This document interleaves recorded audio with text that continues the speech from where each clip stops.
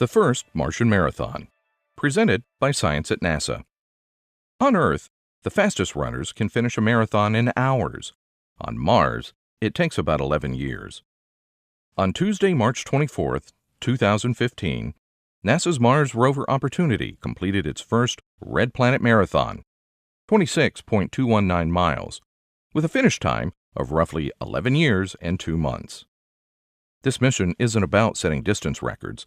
It's about making scientific discoveries, says Steve Squires, Opportunity Principal Investigator at Cornell University. Still, running a marathon on Mars feels pretty cool. Runner-author Hal Higdon once said, "The marathon never ceases to be a race of joy, a race of wonder."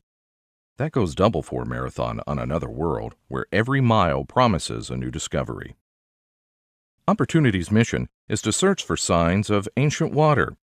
Today, the red planet has a breathtakingly thin atmosphere, with conditions deadly to almost every known form of life on Earth. Billions of years ago, however, things might have been different. Many researchers believe that Mars was once warmer, wetter, and friendlier to potential Martian life. Opportunity's job is to search for clues to that ancient time.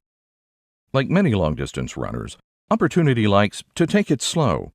On a typical drive day, the rover travels only 50 to 100 meters. This gives the rover time to safely traverse the rocky terrain, pause, and look for the unknown. True to form, the long-lived rover surpassed the marathon mark during a drive of only 46.9 meters, or 154 feet. When Opportunity landed on Mars 11 years ago, no one imagined this vehicle surviving a Martian winter, let alone completing a marathon, said Mars Exploration Rover project manager John Callis of JPL. To celebrate, the Mars rover team at JPL held a marathon-length relay race. For Opportunity, just getting to the starting line was epic. This particular marathoner had to fly about 283 million miles across space before being unceremoniously drop-bounced on the Martian surface in 2004, recalls Ray Arvidson, a member of the Opportunity science team from Washington University. Opportunity first uncovered signs of water in deposits near the landing site in Eagle Crater. There were rocks that seemed to have formed in an ancient shallow lake, albeit too acidic for life. Next, mission planners set their sights on Endeavour Crater, an enormous pit 14 miles wide and hundreds of meters deep. Endeavour's depth would offer a look farther back into the history of Mars, to a time when the water was possibly less acidic. The marathon route, crossing Mars' Meridiani Planum to Endeavour, was a daring trek, with no aid stations anywhere. Raging dust storms reduced the rover's solar power so much that Opportunity almost entered the sleep of death.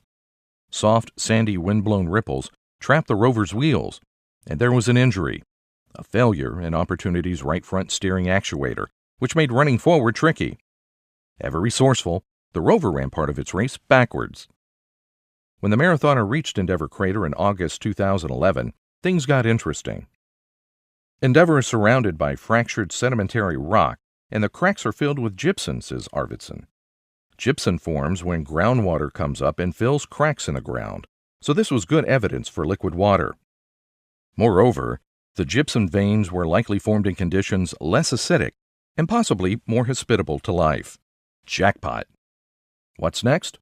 Opportunity is still going strong as it heads for a gap in the rim of Endeavour Crater, where the rover will explore clay deposits for more signs of ancient water.